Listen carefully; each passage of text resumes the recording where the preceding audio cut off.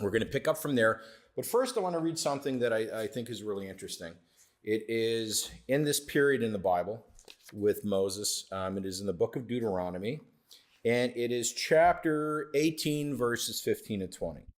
And why it's interesting is, me personally, I always wondered, why doesn't God show up in person to talk to us? If God exists, and I know he does, but why doesn't he show up in person? Why doesn't he just appear in person, or just, appear in the sky and tell everyone, hi, I'm God, this is what I want you to do?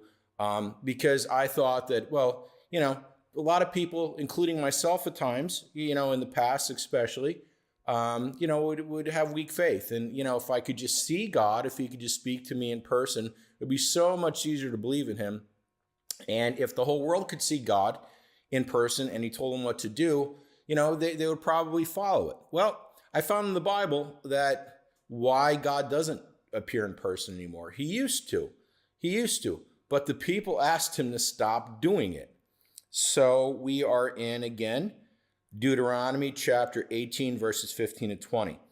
And this is Moses talking to the Israelites. And he tells them, the Lord your God will raise up for you a prophet like me from among you, from your brothers. It is to him you shall listen. Now here's the important part.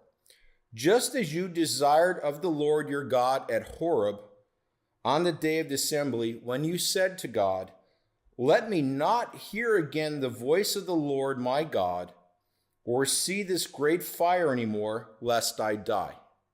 Okay, so the people came to Moses or God and said, listen, could you stop speaking to us in person?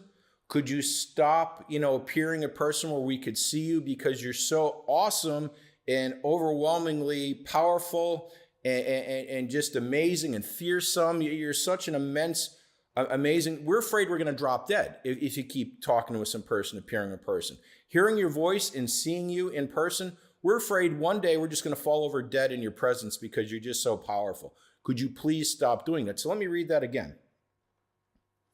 Just as you desired of the Lord your God at Horeb on the day of the assembly, when you said, let me not hear again the voice of the Lord my God, or see this great fire anymore, lest I die. And this is God's response to their request when they said, please don't show up in person anymore to us.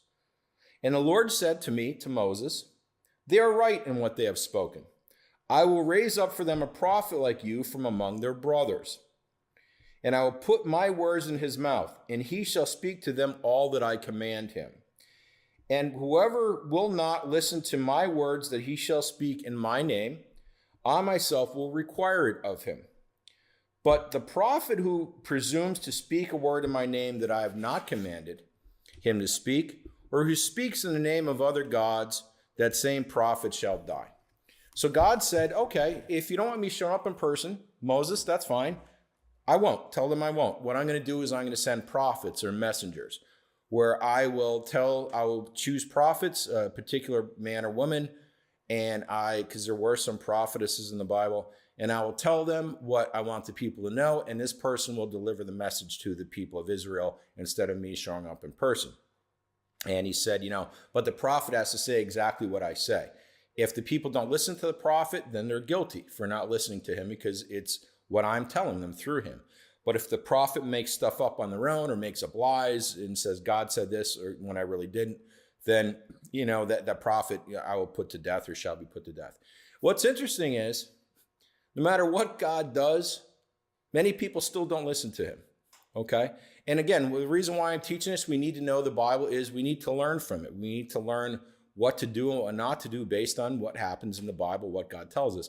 When God was showing up in person and appearing in person, speaking to the people directly, like I used to think, well, if he would just do that, everybody would listen to him.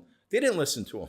He showed up in person and they're down making a golden calf to worship. He showed up in person to Adam and Eve and they rebelled against him. He showed up in person to Cain and Abel. Cain killed Abel. And the first group of people on the earth got so wicked, God had to destroy it. So he said, okay, I won't show up in person anymore. I'll send prophets. They didn't listen to them either sometimes. Sometimes they listened to the prophets when they liked what the prophet said. When the prophets gave them harsh truth, they didn't want to hear it. So, it doesn't matter what God does. There's some